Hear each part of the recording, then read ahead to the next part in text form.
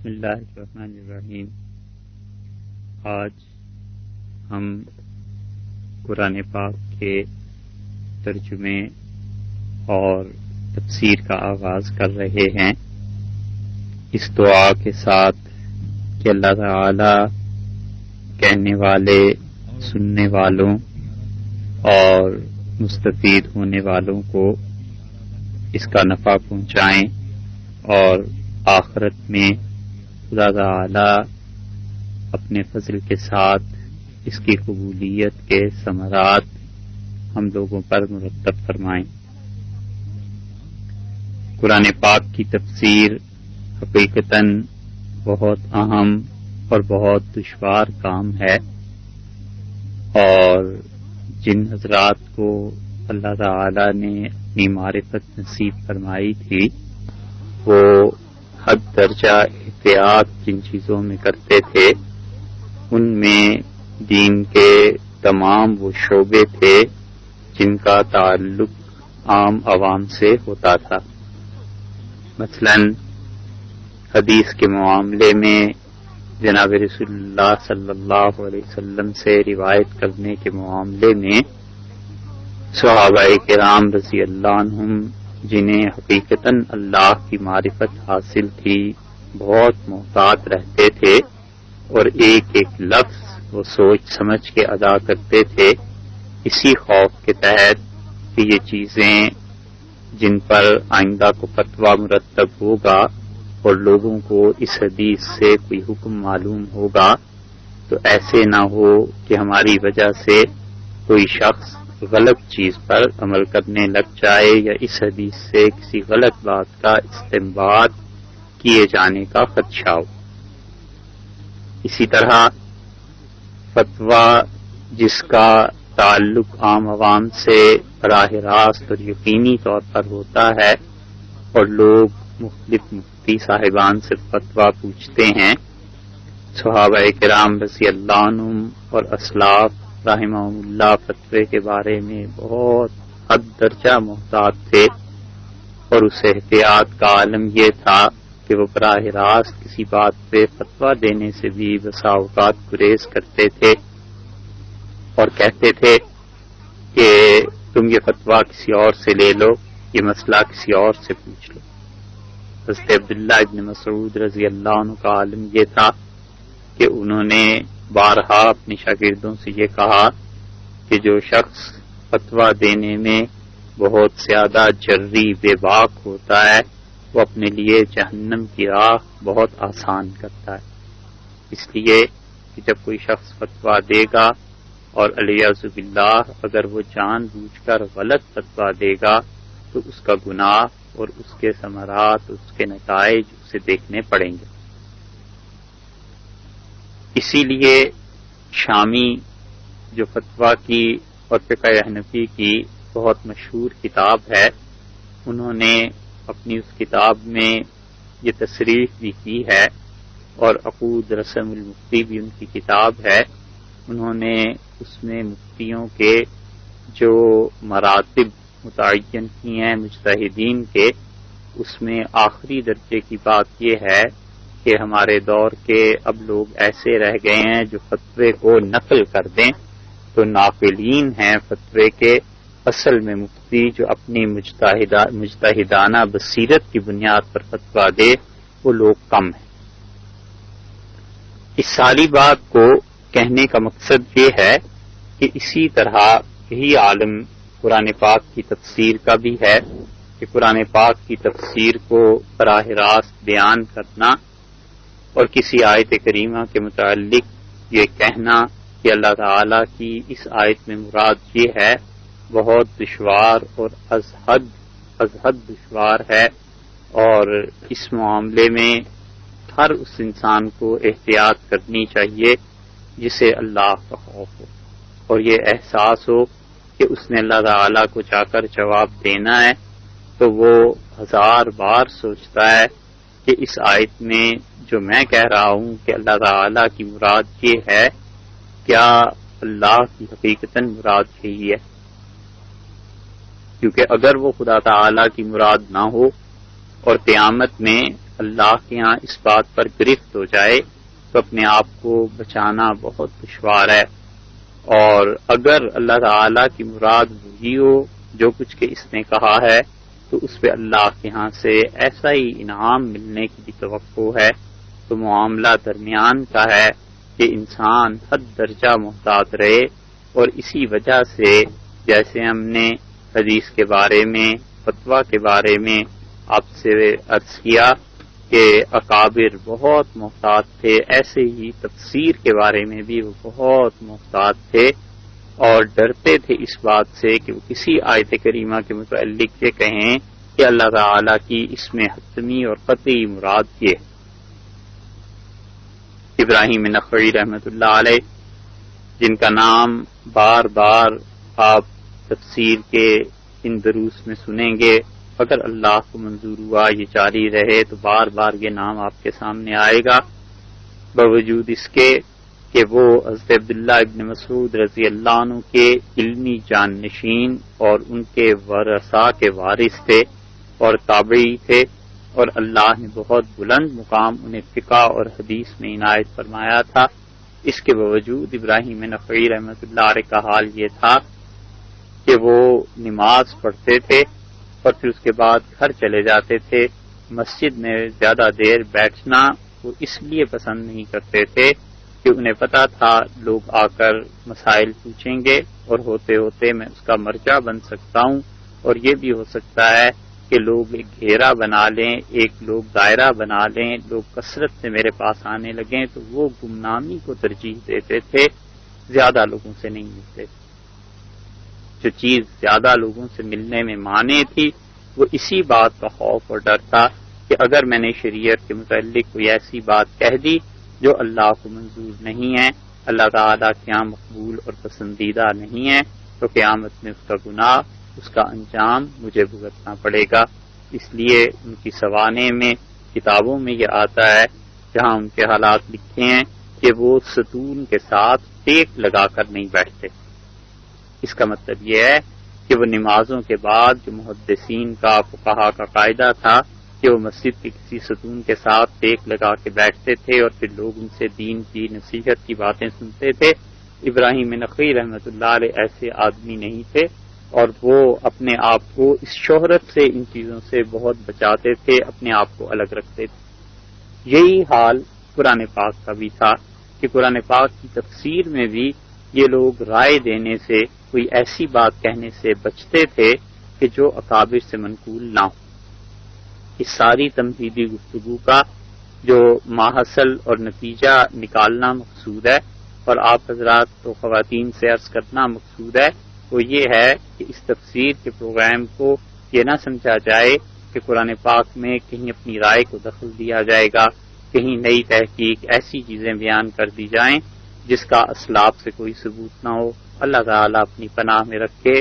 جو بات آپ سے کر رہا ہے اس کی حیثیت سوائے نقل کرنے کے اور ناقل کے اور کچھ نہیں، کہ جو کچھ اکابر نے کتابوں میں لکھا ہے کسی بھی آیت کریمہ سے صحابہ کرام رضی اللہ عنہ نے جو سمجھا ہے، ان کے بعد ائمہ مجتہدین نے فقہی اعتبار سے جو کچھ سے سمجھا ہے، امت میں اسلاف اور اللہ کے نیک بندے جن پہ واقعی خدا کا انعام تھا، ان حضرات نے جو کچھ اس آیت کریمہ سے سمجھا ہے اس کا خلاصہ یا اس کی تشریح آپ کے سامنے عرض کر دی جائے.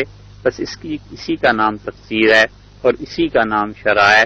جو چاہیں اس کو نام دے لیں، مگر یہ توقع نہ کی جائے کہ ان میں کوئی ایسی بات بیان کر دی جائے کہ علیہ باللہ وہ اسلام کے مزاج کے خلاف ہو، یا اسلام کی ان چیزوں کے خلاف ہو جو نصوص سے ثابت ہیں، یا یہ کہ اکابر کی تفسیر کے خلاف. صحابہ کرام رضی اللہ عنہ اسی احتیاط کے ساتھ قرآن پاک کی تفسیر بیان کرتے رہے ہیں، پھر تابعین، تبع تابعین، اور یہ بالکل الفرقان پروگرام کی جب ابتدا ہوئی تھی اس وقت تشریح کے ساتھ اس بات کو عرض کیا تھا. اللہ تعالی نے اپنی اس پاک کتاب کا آغاز سورہ فاتحہ سے فرمایا ہے. سورہ فاتحہ کب نازل ہوئی ہے؟ نبی کریم صلی اللہ علیہ وسلم پر سب سے پہلی سورت جو تھی وہ نازل ہوئی تھی اقرأ بسم ربک الذی خلق، اور یہ وہ سورہ مبارکہ تھی جس سے وحی کا آغاز ہوا تھا۔ مختلف احادیث کا مجموعہ دیکھنے سے معلوم ہوتا ہے، خاص طور پہ صحیح بخاری کا جہاں سے آغاز ہو رہا ہے اس کی دوسری حدیث میں اگر آپ دیکھیں تو یہ بات مل جائے گی کہ نبی کریم صلی اللہ علیہ وسلم کو نبوت ملنے سے قبل کوئی 6 ماہ کا عرصہ ایسا گزرا ہے کہ آپ کو نہایت سچے خواب دکھائی دینے لگے تھے، اور یہ خواب ایسی چیز ہے جو عالم بالا کے ساتھ اتصال کا ذریعہ ہے، اور اس کے علاوہ اب دنیا میں کوئی ایسی چیز اس کائنات میں باقی نہیں ہے کہ جس کے ذریعے بشارت حاصل کی جا سکے، اور وہ بھی اللہ کی جانب سے ہوتی ہے اگر کسی انسان کے لیے خوشخبری ہو۔ تو نبی کریم صلی اللہ علیہ وسلم کو نبوت مبارکہ سے 6 ماہ قبل بہت کثرت سے سچے خواب آنے لگے تھے، اور رسول اللہ صلی اللہ علیہ وسلم غار حرا میں بھی تشریف لے جاتے تھے، اور جب آپ کی عمر مبارک 40 برس کی ہو گئی تو حدیث میں آیا ہے کہ حبب الیہ الخلا، رسول اللہ صلی اللہ علیہ وسلم کو تنہا رہنا بہت عزیز ہو گیا تھا۔ یہ تنہائی اور الگ رہنا نبی کریم صلی اللہ علیہ وسلم کے ساتھ رہا ہے یہاں تک کہ نبوت جب آپ کو مل گئی، اس کے بعد بھی معمول مبارک میں یہ رہا ہے کہ حضرت صلی اللہ علیہ وسلم تنہا رہتے تھے۔ تو اس تنہائی میں جبریل امین غار حرا میں آئے، اور انہوں نے آ کر وحی لے کے آئے، اللہ کی طرف سے یہ پیغام لے کے آئے، اور سب سے پہلے وحی کا آغاز انہی الفاظ سے ہوا کہ اقرا پڑھیے، اور پھر رسول اللہ صلی اللہ علیہ وسلم نے یہ ارشاد فرمایا کہ میں پڑھا لکھا نہیں ہوں، اور پھر وہ طویل حدیث ہے جس میں یہ آتا ہے کہ حضرت صلی اللہ علیہ وسلم نے سورہ علق کی ابتدائی 5 آیات تلاوت فرمائی۔ اور اس واقعے کے بعد آپ تشریف لے گئے اپنے گھر، اور حضرت خدیجہ رضی اللہ عنہا سے ساری بات بتائی اور ان کے گوشے گزار کی، اور وہ آپ کو ورقہ بن نوفل کے پاس لے گئیں، اور ورقہ بن نوفل رضی اللہ عنہ نے نبی کریم صلی اللہ علیہ وسلم سے کہا کہ یہ وہی فرشتہ ہے جو حضرت موسیٰ علیہ السلام پر نازل ہوا تھا۔ تو یوں وحی کا آغاز ہوا۔ سب سے پہلے کون سی سورت تھی جو مکمل طور پہ رسول اللہ صلی اللہ علیہ وسلم پر نازل ہوئی؟ اکثر مفسرین نے یہی لکھا ہے، اس لیے جن روایات میں یہ آتا ہے کہ رسول اللہ صلی اللہ علیہ وسلم پر سب سے پہلے سورہ فاتحہ نازل ہوئی، اس کا مطلب یہ نہیں ہے کہ وحی کا آغاز سورہ فاتحہ سے ہوا، بلکہ اس کا مطلب یہ ہے کہ مکمل سورت رسول اللہ صلی اللہ علیہ وسلم سے پہلی آیت سے لے کے آخری آیت تک وہ سورہ فاتحہ تھی جو نازل کی گئی۔ بسم اللہ الرحمن الرحیم سے اس کا آغاز ہوتا ہے، اور بسم اللہ الرحمن الرحیم کا مطلب یہ ہے کہ اللہ تعالی کے نام کے ساتھ۔ یہ جو با کا لفظ ہے اصل میں اس با کے حرف کے بعد ایک الف تھا۔ آپ دیکھیے بسم اللہ کو لکھا کیسے جاتا ہے، با کو سین سے ملا دیتے ہیں، تو یہ جو بے کا ایک حرف نظر آتا ہے اس کے بعد الف تھا، با اسم اللہ، اللہ کے نام کے ساتھ۔ لیکن کثرت سے جب لکھا گیا تو یہ با کے بعد الف ہٹ گیا اور با کو سین سے ملا دیا گیا، تو وہ بسم اللہ ایسے بن گئی کہ بسم اللہ، اللہ کے نام کے ساتھ، اور آگے اللہ تعالی نے جو اپنا پہلا نام ارشاد فرمایا اللہ کے لفظ کے بعد، وہ اللہ تعالی نے رحمان فرمایا ہے، اور دوسرا لفظ جو ارشاد فرمایا گیا ہے وہ رحیم ہے۔ تو اس کا ترجمہ جب کریں گے تو ہم یہ کہیں گے کہ اللہ تعالی کے نام کے ساتھ الرحمن جو بے حد مہربان، الرحیم نہایت رحم کرنے والا۔ اس با کے کیا معنی؟ اللہ تعالی کے نام کے ساتھ اب کیا سوال یہ پیدا ہوتا ہے نا کہ اللہ تعالی کے نام کے ساتھ کیا؟ تو اس با کے 17 کے قریب ترجمے لکھے ہیں مفسرین نے اور اہل لغت نے، ہم ان میں سے 2-3 ترجمے آپ کے سامنے رکھتے ہیں۔ با کا مطلب با جو ہے وہ کبھی کبھی مدد کے معنی میں استعمال ہوتا ہے، تو پھر اس کا مطلب یہ ہو جائے گا کہ بسم اللہ، اللہ کے نام کے ساتھ مدد چاہتے ہوئے، اللہ تعالی سے مدد چاہتے ہوئے. اور کبھی کبھی با کا مطلب ساتھ ہونے سے بھی آتا ہے، تو اللہ تعالی کے نام کے ساتھ، یعنی اللہ تعالی کے نام کے ساتھ یعنی اللہ تعالی کی ذات سے برکت چاہتے ہوئے. اور بعض نے کہا ہے مفسرین نے کہ اس سے پہلے ایک امر کا صیغہ ہے. امر کے صیغے کا مطلب یہ کہ حکم دیا جا رہا ہے کہ قولوا بسم اللہ، لوگوں یہ کہو کہ اللہ کے نام کے ساتھ، یعنی جو مالک ہے، جو کائنات میں حقیقی اختیار رکھتا ہے، اس کے نام کے ساتھ آغاز کرتا ہوں. تو اس لیے بسم اللہ کا ترجمہ یہ کیا جائے کہ اللہ کے نام سے مدد چاہتے ہوئے، اور یا یہ کیا جائے کہ اللہ کے نام سے برکت چاہتے ہوئے، یا یہ کیا جائے کہ اللہ تعالی کے نام کے ساتھ. یہ تینوں ترجمے درست. الرحمن نہایت رحم کرنے والا، الرحیم بے حد مہربان.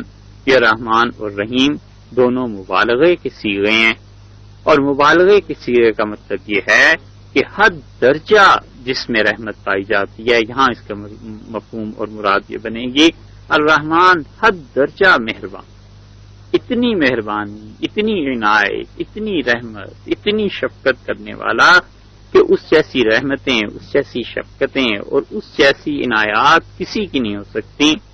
یہ ہے مراد. یہ جو رحمان ہے اللہ تعالی کا ایسا اسم ہے کہ اللہ نے اپنے حقیقی نام کے بعد سب سے پہلے جس صفت کا تعارف لوگوں سے کرایا ہے وہ خدا کی رحمت ہے. اللہ کا اسم ذاتی ہے، اللہ تعالی کا حقیقی اسم ہے.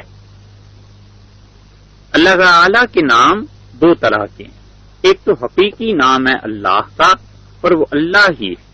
لفظ اللہ کے کیا معنی ہیں اس میں مفسرین نے بہت کچھ لکھا ہے، مگر حقیقت یہ ہے کہ یہ اللہ تعالی کا ذاتی نام ہے.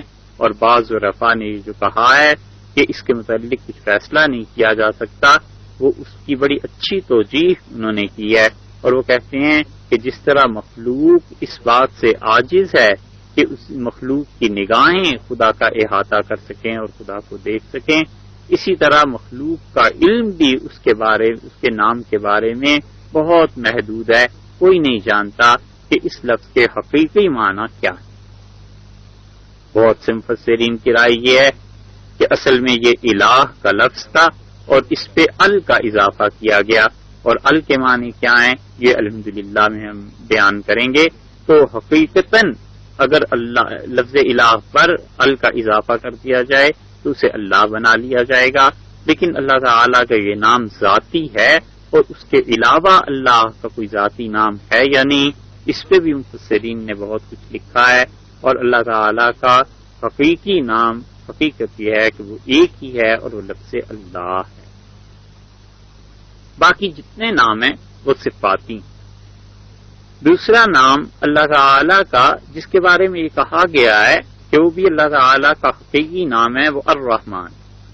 اور اس کی دلیل یہ بیان کی گئی ہے کہ قرآن پاک میں آیا ہے، اللہ تعالیٰ نے فرمایا قل ادعوا اللہ، تم یہ کہو کہ اللہ، اب ادعوا الرحمن، یا کہو کہ رحمان. یہ دونوں ناموں میں سے جس کے ذریعے اللہ کو چاہو پکارو. اللہ ہی کے لیے سارے اچھے نام ہیں. تو وہ کہتے ہیں چونکہ اللہ اور اس کے بعد الرحمن اس کے مقابلے میں آیا ہے، تو معلوم ہوتا ہے کہ اللہ کے ذاتی نام دو ہیں، ایک لفظ اللہ ہے اور ایک لفظ الرحمن ہے. حضرت سید سلیمان ندوی رحمت اللہ علیہ نے ان کی بہت مشہور کتاب ہے عرض القرآن، انہوں نے اللہ تعالیٰ کے نام پر وہاں بحث بھی کی ہے اور اس اختلاف کو بیان بھی کیا. اور اکثر مفسرین جس بات کی طرف گئے ہیں وہ کہتے ہیں کہ اللہ تعالیٰ کا حقیقی ذاتی نام تو بس ایک ہے اللہ، اور باقی سب اس کے نام صفاتی ہیں. اور ان صفاتی ناموں میں سے سب سے پہلے جس نام کا قرآن پاک میں تعارف کرایا گیا ہے وہ الرحمن، یعنی نہایت کثرت سے رحم کرنے والا.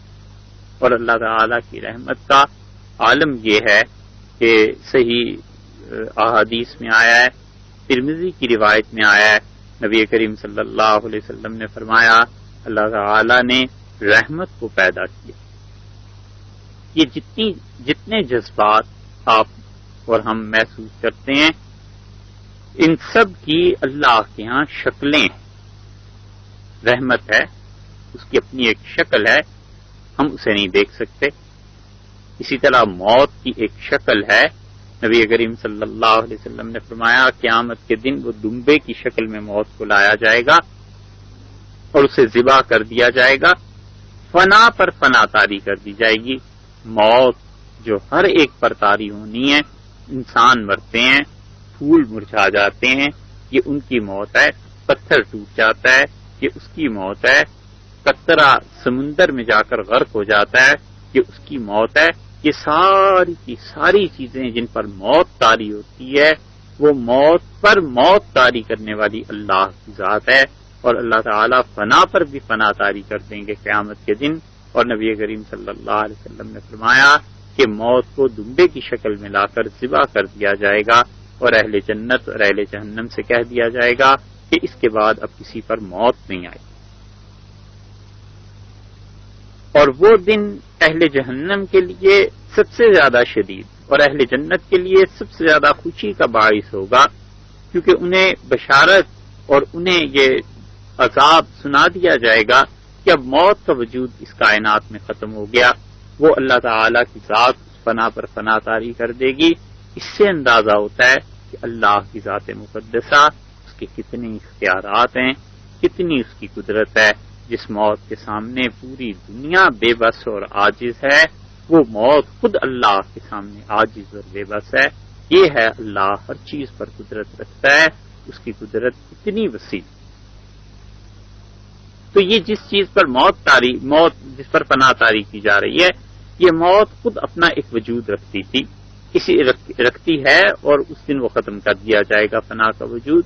اسی طرح حیا ہے، شرم ہے، فقر و فاقہ ہے، ان سب چیزوں کی اپنی اپنی صورتیں تھیں اللہ نے جب انہیں پیدا کیا ہے، اور انہی صورتوں کو قیامت میں اللہ تعالیٰ دوبارہ لے آئیں گے۔ تو نبی کریم صلی اللہ علیہ وسلم نے فرمایا کہ اللہ تعالیٰ نے رحمت کو پیدا کیا، اور ترمذی کی روایت میں آتا ہے کہ رحمت سے کہا میں تمہیں دنیا میں بھیجوں گا۔ اس نے عرض کیا کہ پروردگار مجھے دنیا میں نہ بھیجیں، لوگ مجھ سے کام نہیں لیں گے۔ تو اللہ تعالیٰ نے فرمایا کہ رحمت ہم تمہیں دنیا میں بھیجیں گے، اور جو تم سے کام نہیں لے گا ہم اسے جہنم میں داخل کر دیں گے۔ اور پھر اللہ تعالیٰ نے اس رحمت کے 100 ٹکڑے کیے، اور ایک ٹکڑا خدا نے اس رحمت کا انسانوں میں، جانوروں میں، اس کائنات میں بھیجا۔ جس دن سے اللہ نے اس کائنات کو پیدا کیا ہے، اس دن سے لے کے اس دن تک کے لیے جب یہ کائنات فنا ہو جائے گی، ایک رحمت کا وہ ٹکڑا اللہ نے دیا ہے۔ اور رسول اللہ صلی اللہ علیہ وسلم نے فرمایا یہاں تک کہ تم دیکھتے ہو جانور اپنا پاؤں پنجہ اپنے بچے پر رکھ دیتا ہے اور پھر فوراً اٹھا لیتا ہے، تو یہ اس رحمت کا اثر ہے۔ اور 99 حصے اللہ تعالیٰ نے اپنے پاس رکھ لیے ہیں، اور قیامت کے دن خدا اس رحمت پہ کام لے گا۔ آپ تصور کیجئے کہ اللہ تعالیٰ کی رحمت میں کتنی وسعت ہے کہ 99 حصے پروردگار کے پاس ہیں۔ قیامت کے دن کتنے ہی لوگ بخش دیے جائیں گے، اور کتنے ہی لوگ ہیں جن کے لیے رحمت کا پروانہ دے دیا جائے گا۔ اس لیے انسان کو سوچنا چاہیے کہ ہم جن لوگوں پر آوازیں کستے ہیں اور جن کے گناہوں کے تذکرے کرتے ہیں، اور انسان کو سوچنا چاہیے کہ وہ جن لوگوں کو برائی میں دیکھ کر پھر ان سے نفرت کا اظہار کرتا ہے، کیا عجب ہے کہ اللہ تعالیٰ قیامت کے دن اسے اپنی رحمت سے معاف کر دے، اور اس کے گناہ پر اس کی پکڑ کر دی جائے کہ تمہیں ہنسنے کا اختیار اور دوسروں کا مذاق اڑانے کا اختیار یہ کس نے مرتب کیا۔ اللہ تعالیٰ کی رحمت میں بڑی وسعت ہے۔ نادان ہے وہ شخص جو خدا کی رحمت پر بھروسہ کر کے گناہ کا قدم اٹھائے۔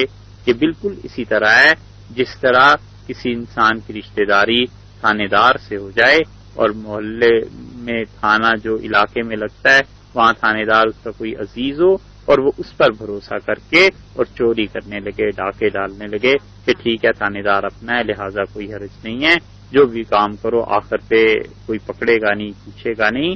تو اللہ تعالیٰ کی رحمت سے بھروسہ کر کے گناہ کرنا علیہ باللہ یہ حماقت کی بات ہے.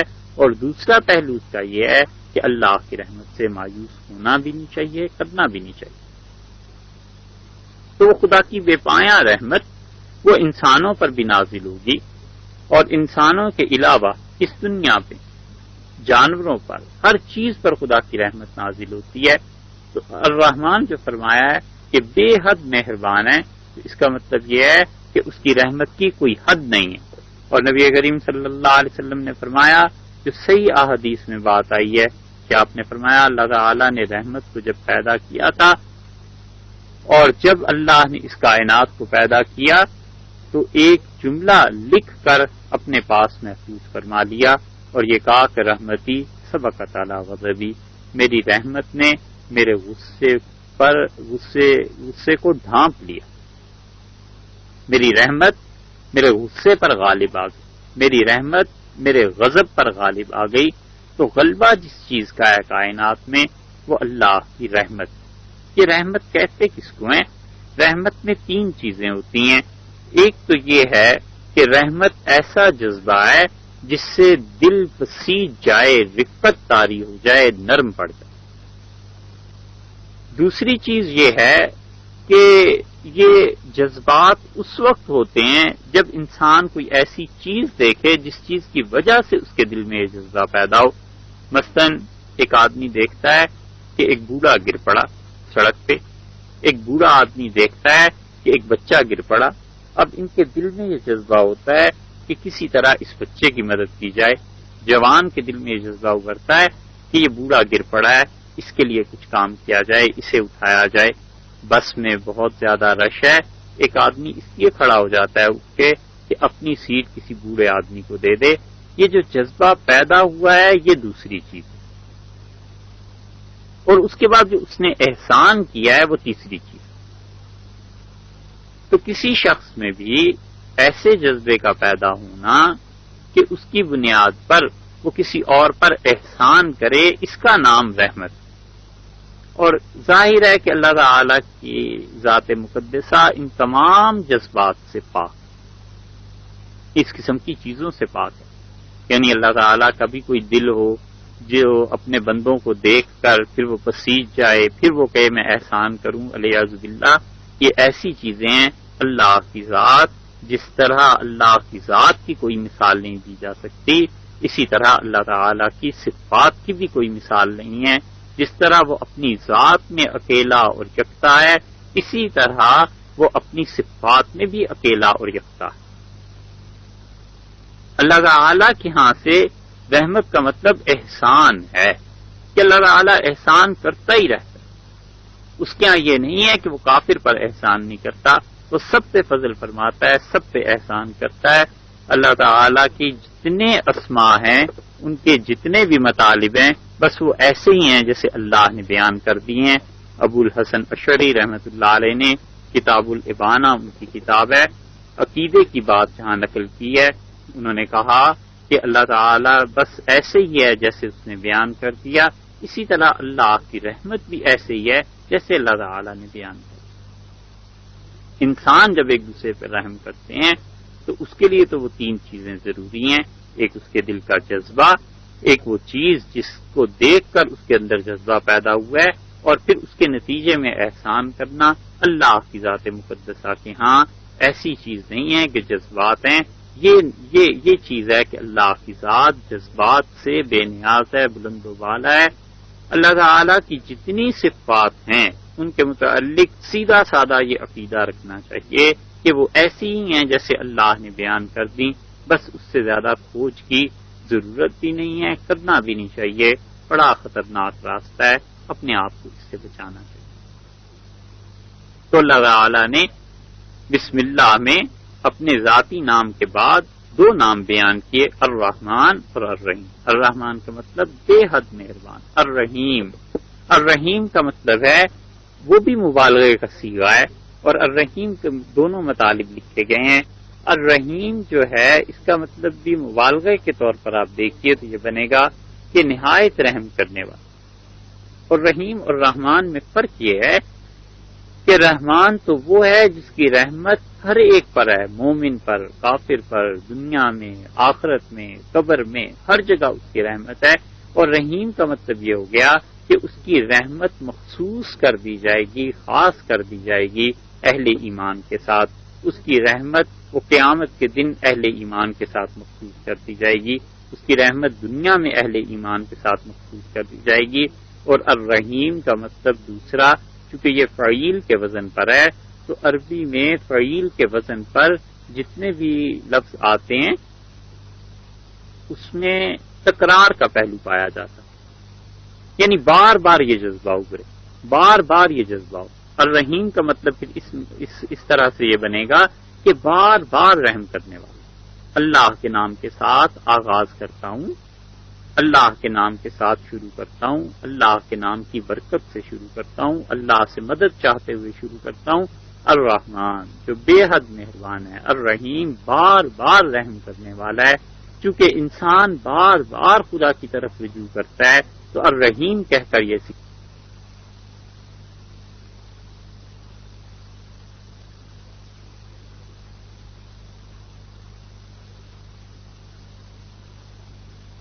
بار بار رحم کرنے والا، بار بار مہربانی کرنے والا۔ تو یہ گویا انسان کو سکھایا گیا ہے کہ تم سے بار بار اگر گناہ ہو جائے بار بار رجوع کرو، جتنا گناہ ہو جائے اتنی ہی زیادہ رجوع کرو، جتنا تمہیں خدا کی رحمت کی طلب ہے بار بار اس سے درخواست کرتے رہو کہ وہ تم پہ اپنی مہربانی کرے، تم پہ اپنا انعام کرے، تم پر احسان کرے۔ تو ہم جب ترجمہ پورا پڑھیں گے تو پھر ترجمہ ہوگا کہ اللہ تعالیٰ کے نام کے ساتھ، اللہ کے نام کی برکت کے ساتھ، اللہ سے مدد چاہتے ہوئے جو نہایت مہربان اور بار بار رحم کرنے والا۔ اللہ تعالیٰ کی رحمت میں اتنی وسعت ہے، اتنی وسعت ہے کہ متعدد احادیث میں یہ مضمون آیا ہے۔ نبی کریم صلی اللہ علیہ وسلم نے فرمایا کہ میں اللہ تعالیٰ سے جب جا کر یہ کہہ دوں گا کہ خدایا اب جنم میں کوئی ایسا نہیں رہا جس میں ایمان ہو اور وہ جنت میں نہ پہنچ گیا ہو، بس جہنم میں سارے اب صرف کافر ہی رہ گئے ہیں، تو اللہ تعالیٰ یہ ارشاد فرمائیں گے کہ انبیاء علیہ الصلوۃ والسلام نے شفاعت کی اور پھر اس کے بعد فرشتوں نے کی اور اس کے بعد مختلف چیزوں نے کی، وبقی ارحم الراحمین، اور آخر پہ وہ ذات رہ گئی ہے جو سب سے زیادہ مہربان ہے اپنے بندوں کے حال پر۔ اور اللہ تعالیٰ فرمائیں گے کہ جاؤ اور جہنم سے اتنے لوگوں کو اور نکال دو، اور ان کے دل میں اتنا کمزور ایمان تھا کہ اس کا کسی کو پتہ نہیں چلتا۔ لفظ یہ فرمایا کہ بقی ارحم الراحمین، باقی وہ ذات رہ گئی ہے اب جو سب سے زیادہ مہربانی کرنے والی ہے، سب سے زیادہ رحم کرنے والا ہے۔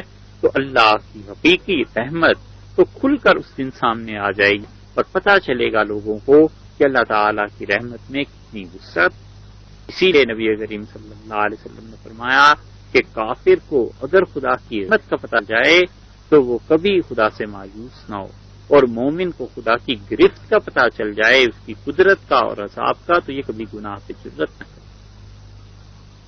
ایک اور حدیث میں بھی یہ مضمون آیا ہے، نبی کریم صلی اللہ علیہ وسلم نے فرمایا کہ جہنم میں جب سب لوگ نکال لیے جائیں گے، جن جن کو جنت میں بھیجنا ہوگا، تو فرشتے ایک آدمی کے متعلق اللہ تعالیٰ پوچھیں گے، تو فرشتے عرض کریں گے کہ اللہ اس آدمی کی کوئی نیکی نہیں ہے سوائے اس کے کہ یہ اپنے قرض داروں کو مہلت دے دیا کرتا تھا، جن لوگوں نے اس کا قرضہ دینا ہوتا تھا ان کے ساتھ نرمی سے پیش آتا تھا۔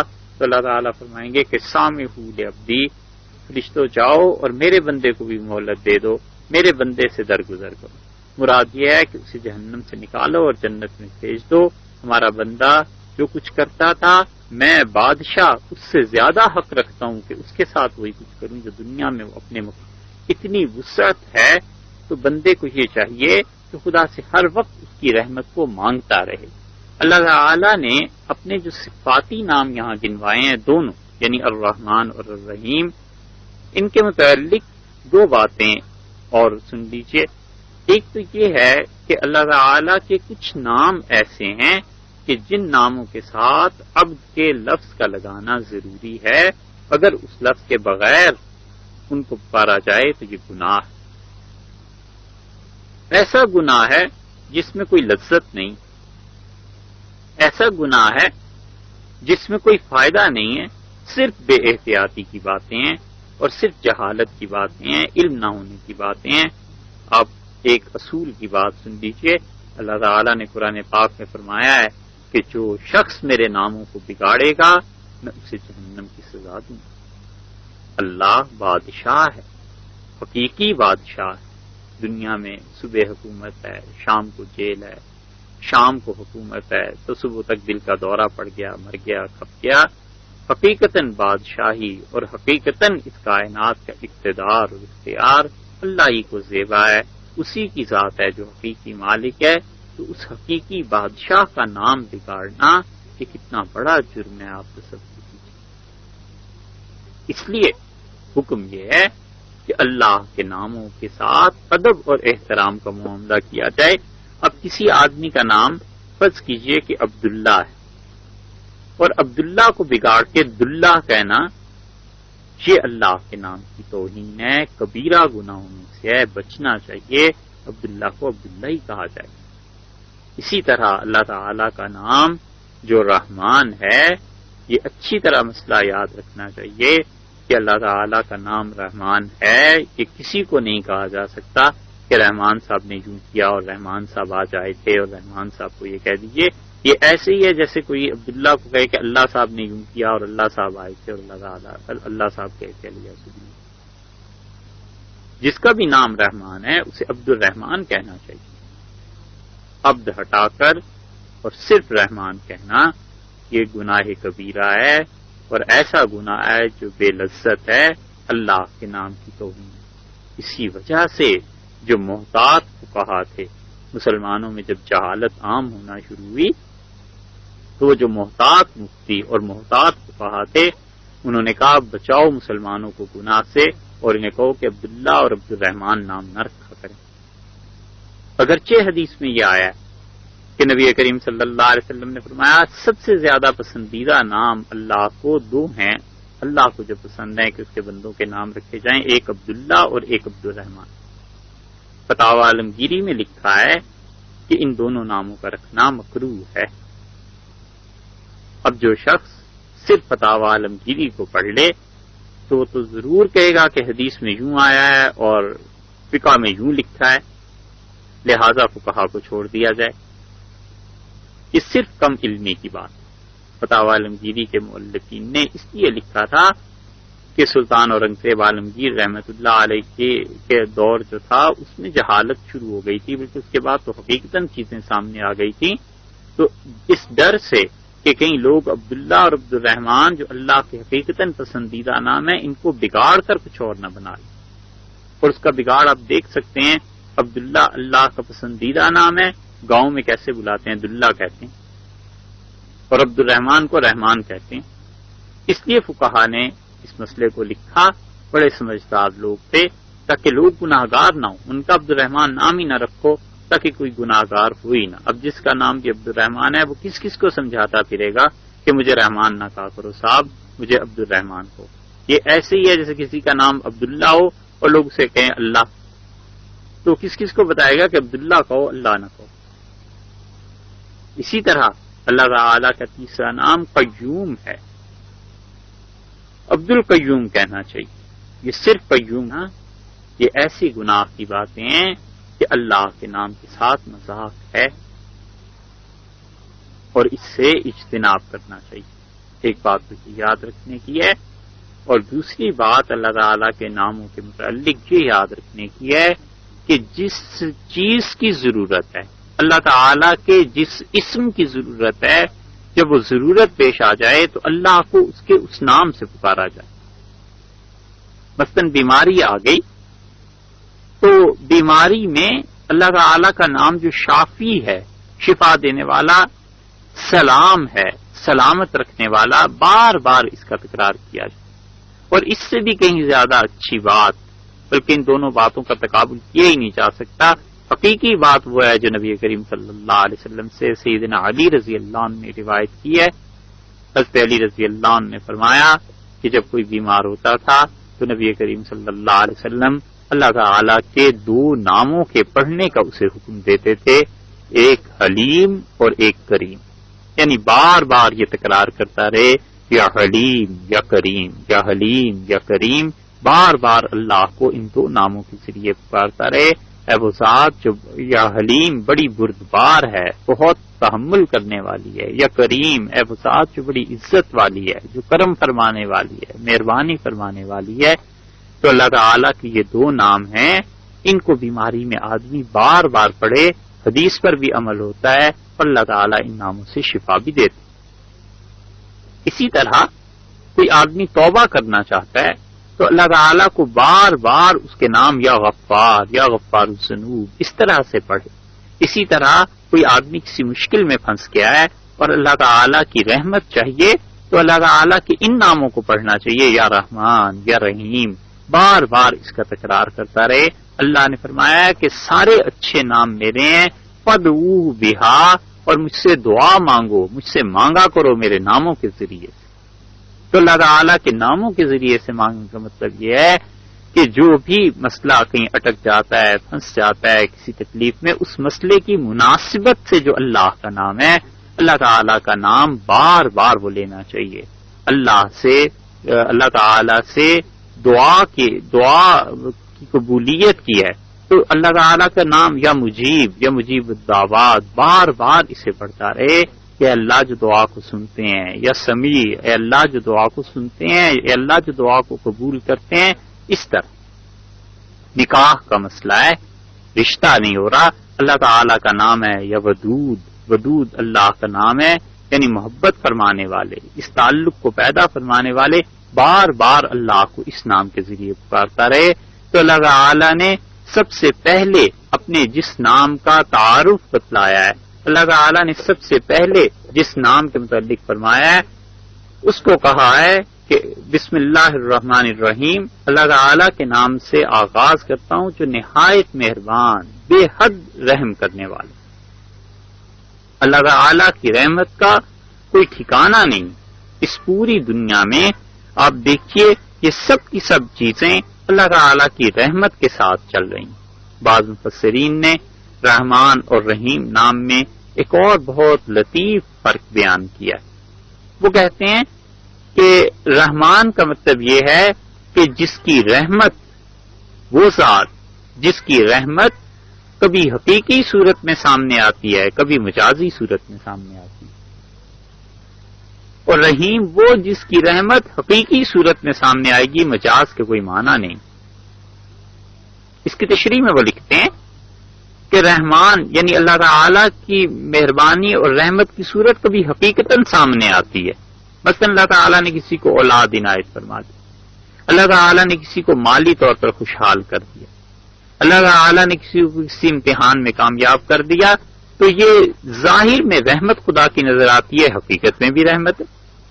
اور کبھی کبھی اللہ تعالیٰ کی رحمت حقیقی صورت میں ہوتی ہے لیکن اس کا ظاہر جو ہے اس سے شبہ ہوتا ہے کہ یہ خدا کی رحمت نہیں، یہ مجاز کی صورت ہوگی۔ مثلا ایک آدمی بیمار ہو جاتا ہے تو بیماری در حقیقت اسے گناہ سے نجات دینے کے لیے، پاک کرنے کے لیے، اس معنی میں آپ بیماری کو دیکھیے تو یہ بھی اللہ کی رحمت ہے کہ اس نے مہربانی کی اور یہیں پہ پاک کر دیا، قیامت تک کے لیے، آخرت تک کے لیے چھوڑ نہیں دیا۔ اسی طرح کسی انسان کو معاش کی فکر لگ جاتی ہے کہ گھر کے اخراجات کہاں سے پورے ہوں گے، معاشی چیزیں کیسے حل ہوں گی، یہ مسائل، یہ پرابلمز کیسے، کیا ان کا سولوشن ہے؟ تو نبی کریم صلی اللہ علیہ وسلم نے فرمایا، ترمذی کی روایت میں آتا ہے، آپ نے فرمایا لوگوں بعض گناہ ایسے انسان سے ہو جاتے ہیں جن کا کفارہ کچھ نہیں ہے سوائے اس کے کہ اللہ اسے معاش کی مصیبت پریشانی میں ڈالتا ہے۔ تو یہ جو معاشی پریشانی ہے، نوکری کا نہ ملنا ہے اور چیزیں، کبھی کبھی انسان سے کوئی ایسا گناہ سرزد ہو جاتا ہے کہ معافی اللہ کی وہ اس کی شامل حال ہوتی ہے جب وہ اس مشکل اور مصیبت میں پڑ جائے۔ تو اب بظاہر دیکھیے اس کے لیے مصیبت ہے لیکن حقیقت اس کی بھی اللہ کی رحمت ہے کہ اللہ تعالیٰ نے اسے اس پریشانی میں اس لیے ڈالا ہے کہ اپنے بندے کو پاک کر دے، اپنے بندے کو صاف کر دے۔ تو رحمان وہ ہوا جس کی رحمت کبھی حقیقی صورت میں سامنے آ جاتی ہے، کبھی کبھی بھیس بدل کے کسی ایسی شکل میں سامنے آتی ہے جو شکل آدمی گوارا نہیں کرتا، پسند نہیں کرتا، اور رحیم وہ ہے جس کی رحمت حقیقت میں سامنے آ جائے گی۔ اسی بنیاد پر جن مفسرین نے یہ لکھا ہے وہ کہتے ہیں کہ رحمان دنیا میں جس کی رحمتیں عام ہو گئیں اور رحیم آخرت میں جس کی رحمت حقیقتاً ایمان والوں ہی کے ساتھ ہوگی، بس اس کے علاوہ کسی کے ساتھ نہیں ہوگی۔ تو رحیم کا مطلب یہ ہے کہ اس کی حقیقی رحمت مبارکہ وہ اس دن لوگ دیکھیں گے اور اللہ تعالیٰ اپنی رحمت کے ساتھ لوگوں کو جنت میں داخل فرمائیں گے۔ نبی کریم صلی اللہ علیہ وسلم نے ارشاد فرمایا کہ کوئی شخص ایسا نہیں ہے جو محض اپنے اعمال کی بنیاد پر جنت میں چلا جائے۔ ام المومنین ام سلمہ رضی اللہ عنہا، صحیح مسلم کی روایت میں آتا ہے، انہوں نے عرض کیا وَأَنْتَ یا رسول اللہ، اور اللہ کے رسول صلی اللہ علیہ وسلم آپ؟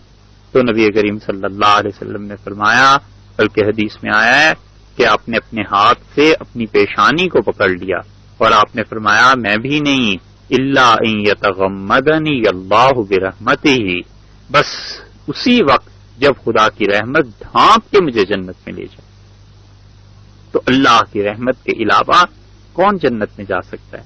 خدا کی رحمت کے علاوہ کون اپنے گناہوں کی معافی کی توقع کر سکتا ہے؟ خدا کی رحمت کے علاوہ کون اپنے دنیا کے مسائل کو حل کر سکتا ہے؟ اور خدا کی رحمت کے علاوہ موت، قبر، پھر حشر، پھر جنت، جہنم، یہ سب چیزیں اگر خدا کی رحمت انسان کے شامل حال نہ ہو تو آپ سوچئے پھر انسان کا کیا ٹھکانہ ہے۔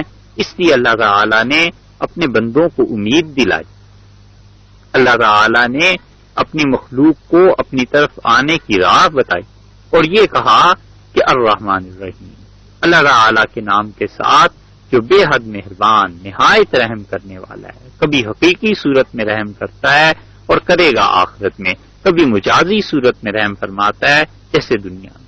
اور اسی وجہ سے اللہ نے اس رحمت کو اتنا پسند کیا ہے کہ دنیا میں بھی رحمت کا حکم دیا۔ حضرت عائشہ رضی اللہ عنہا فرماتی تھیں کہ میرے منہ سے کچھ سخت جملے نکل گئے تو رسول اللہ صلی اللہ علیہ وسلم نے اسے فرمایا کہ عائشہ نرمی سے، اور آپ نے فرمایا کہ عائشہ تمہیں پتہ ہے اللہ تعالی نرم ہے اور نرمی کو پسند کرتا ہے، اور وہ چیز جس سے نرمی نکل جائے اس میں کوئی خوبی باقی نہیں رہتی، یعنی رحمت نکل جائے کسی سے اس میں کوئی خوبی باقی نہیں رہتی۔ اور اسی لیے ایک حدیث میں آیا ہے رسول اللہ صلی اللہ علیہ وسلم نے فرمایا تم لوگوں پر رحم کرو اللہ تعالی تم پر مہربانی کرے گا۔ انسانوں پر رحم کا مطلب یہ ہے کہ ہم آپس کے تعلقات میں رحمت کا پہلو مد نظر رکھیں، بچے کی تربیت ہے اس پر دھیان کیا جائے۔ رحمت بچے کے ساتھ یہی ہے کہ اس کو بری عادات، بری اخلاق اور برے اعمال سے بچایا جائے۔ نماز کے لیے اس کو اٹھانا ہے تو یہ رحمت نہیں ہے ماں اور باپ کی کہ بچہ 7 برس کا اور 10 برس کا ہو جائے اور وہ صبح تک سوتا رہے اور ماں اس ڈر سے نہ اٹھائے کہ بچے کی نیند خراب ہوگی۔ اس کے ساتھ رحمت یہی ہے کہ اسے اٹھایا جائے اور مسجد میں بھیجا جائے اور اسے بتایا جائے کہ مسلمان بچے کس طرح صبح اٹھتے ہیں، نماز کے لیے جاتے ہیں۔ اسی طرح کسی انسان کو اس کے گناہ کے متعلق احساس دلانا کہ اللہ سے توبہ کر لے، یہ تو درست ہے، یہ اس کے ساتھ رحمت کا معاملہ ہے، مہربانی ہے تنہائی میں سمجھانا، اور اس کے ساتھ اس کے گناہ کا مذاق اڑانے کا معاملہ کرنا یہ ایسی شدید اور خطرناک چیز ہے کہ جو لوگ ایسا کرتے ہیں وہ خدا کی رحمت کو اپنے آپ کو مستحق نہیں کرانا چاہتے۔ اللہ تعالیٰ قیامت میں اگر لوگوں سے اسی طرح پوچھنے لگے گا جس طرح بعض لوگ دنیا میں ایک دوسرے کے گناہ دیکھ کر پوچھتے ہیں تو سوچئے پھر کیا ٹھکانہ رہے گا۔ اس لیے کسی گناہ گار مسلمان کافر کسی کے ساتھ رحمت کا یہ ہے کہ انسان اس کے گناہ پر پردہ ڈال دے، اور اگر پردہ ڈالنے میں کوئی قباحت، کوئی پریشانی ہو، نرمی سے اسے سمجھا دیا جائے، بتا دیا جائے۔ اسی طرح اللہ تعالی کی رحمت یہ ہے کہ لوگوں کو کھانا کھلایا جائے۔ اللہ کی رحمت میں اگر کوئی آدمی اپنے آپ کو چاہتا ہے کہ خدا کی رحمت اس کے ساتھ ہو تو اس کے لیے چھوٹے چھوٹے کام بھی کیے جا سکتے ہیں۔ مثلا اللہ تعالی نے فرمایا فَافْصَحُوا يَفْصَحْ اللَّهُ لَكُمْ، لوگوں جب بیٹھنے کی جگہ تنگ ہو جائے تو لوگوں کو جگہ دیا کرو، اللہ تمہیں جنت میں جگہ دے دے۔ ہم لوگ سب بسوں میں، ویگنوں میں سفر کرتے ہیں، ویگنز اور بسز میں آپ کو معلوم ہے کتنا رش ہوتا ہے، ایک آدمی اس نیت سے سیٹ کسی کو دے دیتا ہے کہ اللہ نے کہا تم جگہ دے دیا کرو اور اللہ تعالیٰ قیامت میں تمہیں جگہ دے دے گا. آپ لانگ ڈرائیو پہ جا رہے ہیں، کہیں جا رہے ہیں، کوئی ہاتھ اشارہ کرتا ہے اور اندازہ ہوتا ہے کہ یہ شریف لوگ ہیں اور کوئی انہیں لفٹ دینا فرض واجب نہیں ہے، کوئی ضروری نہیں ہے، مگر ایک انسان کے دل میں یہ جذبہ ہے، کہتا ہے اللہ نے حکم دیا ہے کہ لوگوں کو جگہ دیا کرو، میں تمہیں جنت میں جگہ دے دوں گا. تو وہ گاڑی روکتا ہے، پوچھتا ہے صاحب کہاں جانا ہے، اسے لفٹ دے دیتا ہے. یہ ایسا عمل ہے جو بظاہر چھوٹی سی بات ہے، لیکن اگر اللہ اسے قبول کر لے تو آج جس طرح لوگوں کو جگہ آپ دے رہے ہیں، قیامت میں اللہ آپ کو جنت میں جگہ دے دے گا. کہ خدا نے قرآن میں کہا ہے اور اللہ کے وعدے جھوٹے نہیں ہوا کرتے. اللہ کی رحمت ایسے ہے، چھوٹے چھوٹے. اسی طرح انسانوں کے کھانے کا بندوبست کیجیے. آپ کو اللہ تعالی نے زمین دی ہے، باغیچہ دیا ہے، لان ہے آپ کا، کوئی سبزی اس میں لگا لیجیے، کوئی پھل لگا لیجیے، اسے انسانوں کو دیجیے، اپنے ہمسایوں کو کھلائیے، حتیٰ کہ جانوروں تک کو کھلانے میں اللہ نے ثواب رکھا ہے. ابو بکر جساس رازی رحمۃ اللہ علیہ نے اپنی مشہور کتاب جو احکام القرآن ہے اس میں ایک حدیث نقل کی ہے کہ نبی کریم صلی اللہ علیہ وسلم نے ارشاد فرمایا، اللہ تعالی نے فرمایا ہے کہ شہروں کو آباد کرو اور میرے بندوں کو اس میں بساؤ. آپ کو اللہ تعالی نے زمین دی ہے، لوگوں کے لیے جدوجہد کیجیے، لوگوں کو مکانات بنا کے دیجیے، جھونپڑیاں بنا کے دیجیے، خیمے لگا کے دیجیے، تاکہ انسان کسی چھت کے تلے زندگی بسر کرے. یہ سب چیزیں خدا کی رحمت کو کھینچنے والی ہیں، خدا کی رحمت کو اور خدا کی مہربانیوں کو خود شامل حال آپ کے کرنے والی ہیں. جو شخص بھی نیکی اور رحمت کا کام کرتا ہے وہ دوسرے پر کم احسان کرتا ہے، حقیقت میں اپنے پر ہی احسان کر رہا ہوتا ہے. جو نیکی کا کام کرے گا خدا اس کے ساتھ اچھائی کرے گا. اللہ تعالی کی رحمت ویسے تو سب پہ ہے، مومن پر بھی، کافر پر بھی، لیکن جو رسول اللہ صلی اللہ علیہ وسلم نے فرمایا ہے کہ تم لوگوں پر رحم کرو، اللہ تم پر رحم کرے گا. تو انسان سوچتا رہے کہ میں لوگوں کے ساتھ رحمت کا جو رویہ، شفقت کا، نرمی اور محبت کا اختیار کر رہا ہوں، تو اس کا کریڈٹ در حقیقت مجھے ہی مل رہا ہے کہ اللہ میرے ساتھ بھی محبت اور شفقت اور مہربانی کا رویہ رکھے. انسانوں پر اعتبار کرنا چاہیے، انسانوں کو قابل اعتبار سمجھنا چاہیے، انسانوں کے ساتھ تعلقات اچھے رکھنے چاہیے. ہمارا معاشرہ جس بری طرح ٹوٹ پھوٹ رہا ہے اس کو بچانا چاہیے. انسانوں کے ساتھ اچھے تعلقات، رحمت، محبت، حسن ظن کے ساتھ رکھنے چاہیے، بدگمانیوں کو دل سے دور کرنا چاہیے. تو یہ سارے اعمال ایسے ہیں جو آہستہ آہستہ انسان کو خدا کی رحمت کا مستحق بھی بنا دیتے ہیں. اللہ تعالی کی رحمتیں پھر انسان کے ساتھ شامل حال ہو جاتی ہیں. اتنا اچھا مزاج ہونا چاہیے مومن انسان کا کہ پریڈکٹیبل، کوئی بھی دیکھ کر بے اختیار یہ کہہ سکے کہ اس انسان سے شر کی توقع نہیں کی جا سکتی، یہ انسان شر کا کام کر ہی نہیں سکتا. ایسا اچھا مزاج اور ایسی اچھی طبیعت ہونی چاہیے کہ ہر آدمی کھلے دل سے ملنے والا بن جائے، ہر آدمی خوشی کے ساتھ ملنے والا بن جائے اور لوگوں کو مکمل طور پر اعتماد اور اطمینان ہو کہ اس شخص سے سوائے رحمت کے ہمیں کچھ نہیں ملے گا. تب جا کر اچھا معاشرہ تشکیل پاتا ہے. یہ تو سورہ فاتحہ کا بالکل آغاز تھا، گویا پہلا جملہ کہ یہ بسم اللہ الرحمن الرحیم. آئندہ سے انشاءاللہ سورہ فاتحہ کو شروع کر لیں گے، اور اگر اللہ تعالیٰ کو منظور ہوا تو ہر جمعہ کے دن صبح 6:30 بجے سے لے کر 7:30 بجے تک یہ پروگرام آپ FM 100 پر سن سکیں گے. البتہ کراچی اس سے مستثنیٰ ہے کیونکہ وہاں نماز کے اوقات باقی ملک کی نسبت متغیر ہیں اور